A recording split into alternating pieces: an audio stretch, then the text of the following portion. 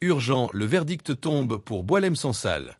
Le tribunal correctionnel de Dar el-Beda, Alger, a rendu son verdict final ce jeudi 27 mars. Boualem Sansal a été condamné à 5 ans de prison ferme et une amende d'1 million de dinars. L'écrivain, poursuivi pour atteinte à l'unité nationale, outrage à corps constitué et détention de contenu menaçant la sécurité du pays, a vu la justice algérienne trancher après plusieurs mois de procédure. Le parquet de Dar el-Beda avait initialement requis une peine de 10 ans de prison ferme contre l'écrivain, l'accusant d'atteinte à l'unité nationale et de pratiques de nature à nuire à l'économie nationale. Mais, après l'examen des faits et les plaidoiries, le tribunal a finalement opté pour une peine plus clémente, 5 ans d'emprisonnement.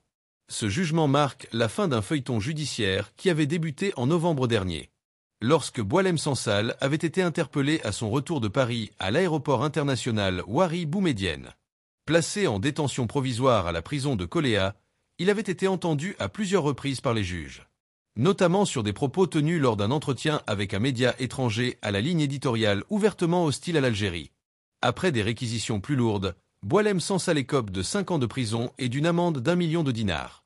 Ce n'est pas la première fois que Boualem Sansal, dont les prises de position ont souvent suscité la controverse, se retrouve au centre d'un débat national.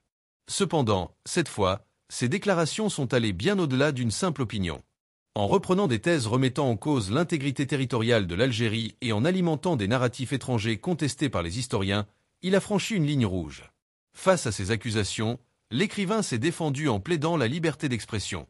Il a nié toute intention de porter atteinte à la souveraineté du pays, affirmant que ses propos avaient été mal interprétés.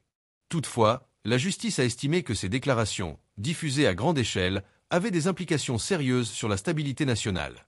Verdict final. Boualem Sansal condamné pour avoir dépassé la ligne rouge.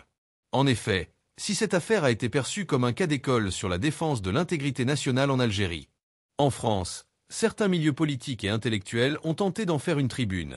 Un rassemblement a même eu lieu devant l'Assemblée nationale française, réunissant plusieurs personnalités, dans une mise en scène qui s'est apparentée à une tentative d'ingérence dans une affaire purement judiciaire. Le président français Emmanuel Macron, déjà impliqué dans d'autres dossiers sensibles entre Paris et Alger, s'était lui aussi exprimé sur l'affaire en qualifiant les accusations contre Boualem Sansal de « non sérieuses ». Un commentaire perçu en Algérie comme une nouvelle intrusion dans les affaires internes du pays. Le verdict rendu aujourd'hui met un terme judiciaire à cette affaire. Bien que certains observateurs évoquent déjà une éventuelle grâce présidentielle dans le cadre des traditionnelles mesures de clémence. Quoi qu'il en soit, cette condamnation réaffirme la position de la justice algérienne face à toute tentative de remise en cause de l'unité nationale.